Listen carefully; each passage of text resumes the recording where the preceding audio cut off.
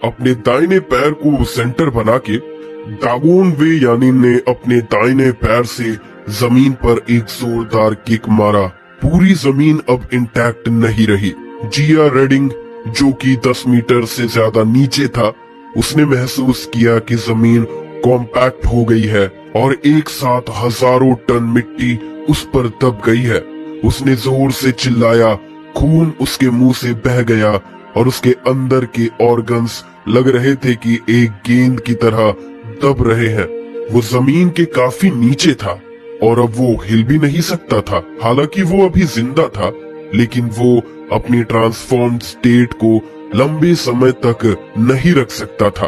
अगर कोई उसे बचाने नहीं आता तो वो सीरियस इंजरीज और ऑक्सीजन की कमी से मर जाता। खुशकिस्मती से इस वक्त जिया गेटिंग को याद आया कि जो लोग हेडक्वार्टर्स में उसे देख रहे हैं, उन्हें ये सिचुएशन पता चलनी चाहिए थी। उसने अपनी आखिरी ताकत लगा के एक डिस्ट्रेस मैसेज भेजा, कॉम्बैट कमांड सेंटर, हेडक्वार्टर्स से सपोर्ट भेजो।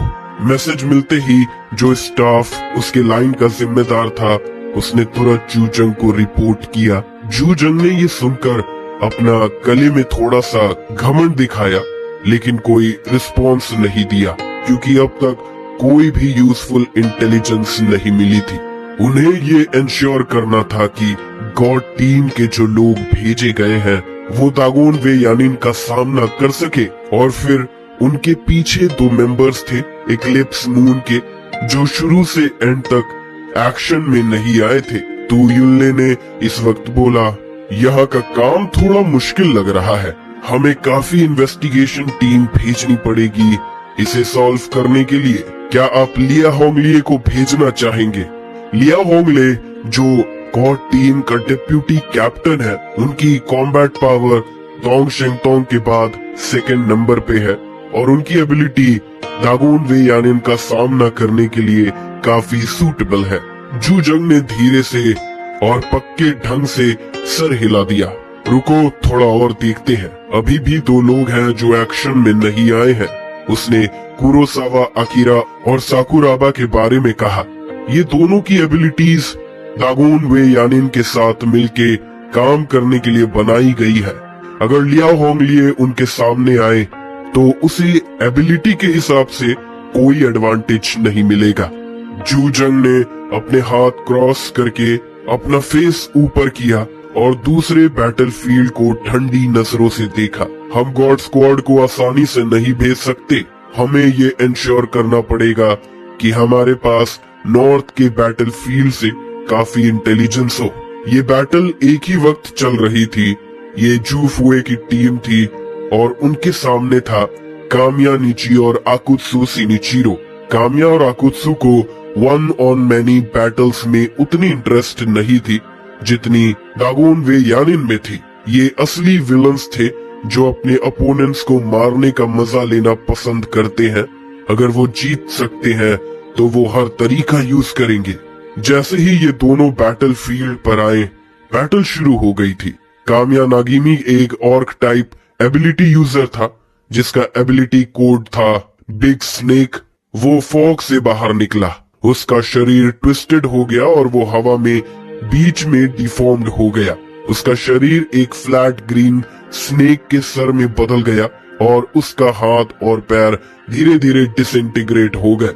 पूरा शरीर ग्रीन स्केल्स से कवर्ड हो गया था और आखिरकार वो एक 15 मीटर लंबा जायंट स्नेक बन गया था। स्नेक ने चिल्लाते हुए 5 लोगों की तरफ दौड़ना शुरू किया। उसके खून से भरे मुंह में उसके इन्वर्टेड टीथ थे, जिसे देखते ही डर लगता था। अगर किसी को काटा तो वो अपने शरीर को तोड़ के ही बच सकता था, वरना उसके मुंह से निकलने का कोई तरीका नहीं था। ये विजुअल प्रेशर देख के जोफुए की टीम को काफी दिक्कत हुई। वो 5 लोग जल्दी से अलग अलग हो गए ताकि बड़े सांप के नीचे ना आ जाए। जहाँ जहाँ ग्रीन स्नेक गया वहाँ वहाँ एक भयंकर निशान छोड़ता गया। जूफुए ने खुद को सिचुएशन में काम रखा, धीरे से अपना टैक्टिकल बैकअप निकाला और उसमें से डजन भर ब्लैक राइफल निकली। हर एक राइफल का मजल एक बायोनेट से लगा था जो हल्की ब्लू लाइट से चमक रहा था। शिया लिंगलिंग, जू फुए ने जोर से चीखा। शिया लिंगलिंग ने अपनी भरी हुई भौएं फोरो की और कहा, मुझे पता है। और फिर वो अपना राइट फुट जमीन पर ठोक कर जल्दी से बड़े स्नेक की तरफ दौड़ी। वो बिल्कुल भी वीक लड़की नहीं लग रही थी, लेकिन इस बार उसकी जो ताकत निकल के आई वो सबको सरप्राइज कर गई। उसने बड़े ग्रीन स्नेक को स्मार्टली डॉज किया और स्नेक के टेल के नीचे जाकर अपने दोनों हाथ उसके टेल के आसपास लगाए और जोर से उसे खींचकर 15 मीटर लंबे स्नेक को उठा लिया। फिर उसे थोड़ा घुमाया और दूर उड़ा दिया। जू फुए ने अपने हाथ उठाए और 36 राइफल्स को लाइन में लाके स्नेक के ऊपर तेजी से तागा डाल दिया। ये खास वेपन्स थे जो सबसे ज्यादा डेडली टॉक्सिन से ट्रीट किए गए थे। बस थोड़ा सा भी स्क्रैच लगने पे वो एक एडल्ट को तुरंत मार सकते थे। जब स्नेक ने ये देखा, उसके आंखों में एक प्लेफुल शाइन थी। ये टाइप्स ऑफ क्रूड वेपन्स उसके हार्ट स्केल को पेनिट्रेट नहीं कर सकते थे। लेकिन जब स्नेक के टेल ने एयर में स्विंग किया और वो राइफल्स को मारने के लिए आए, उसने देखा कि वो फ्लाइंग गन्स टेलीकिनेसिस से उसकी विप से बच रहे थे। इंटरेस्टिंग, स्नेक ने गुनगुनाया। और फिर 36 गन ब्लेड्स स्नेक के शरीर की तरफ टारगेट की गई। कंटिन्यूअस गन फायर सुनाई देने लगी और 10 बुलेट्स ने स्नेक के ऊपर अटैक किया। इससे कुछ नहीं होगा, स्नेक ने सार्कास्टिकली कहा। जो फुए का चेहरा थोड़ा सीरियस हो गया। जो बुलेट यूज हो रही थी वो ओरिजिन बुलेट्स थी जो हेडक्वार्टर से सप्लाई होती थी और जो म्यूटेंट्स को रोकने में काफी इफेक्टिव थी। लेकिन स्नेक का बॉडी स्केल आर्मर से कवर्ड था, इसीलिए ओरिजिन बुलेट का कोई इफेक्ट नहीं पड़ रहा था।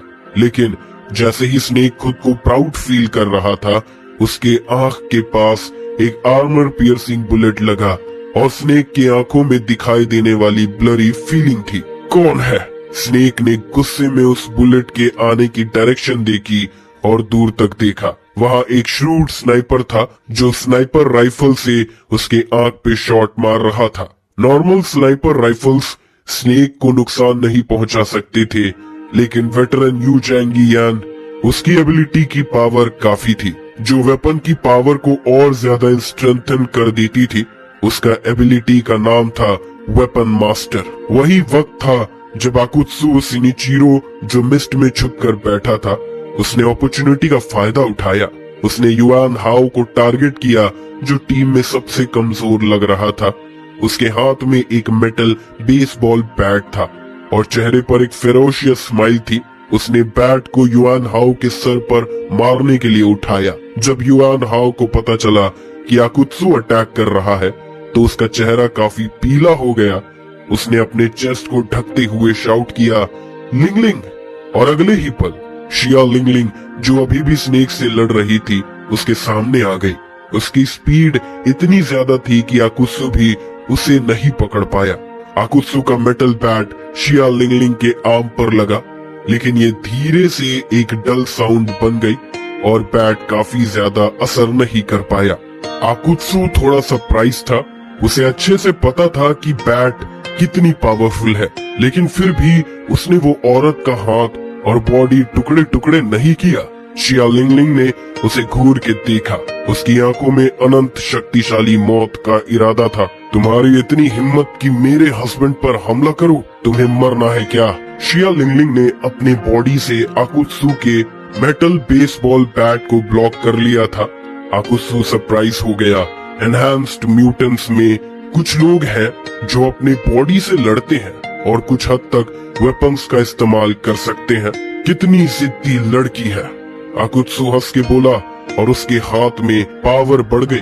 उसने अपने मेटल बेसबॉल बैट का बिना किसी रूल्स के इस्तेमाल करते हुए जोर से मारा।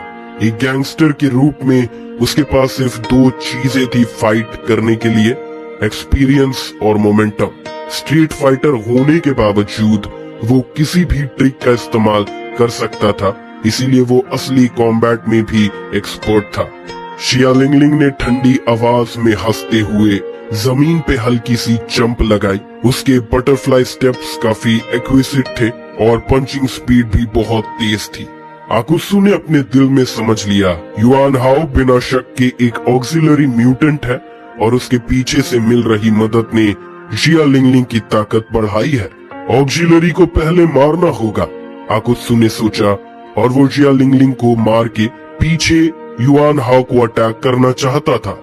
लेकिन जिया लिंगलिंग ने उसे घूर के देखा और ऑब्वियसली वो उसे ये मौका नहीं देने वाली थी।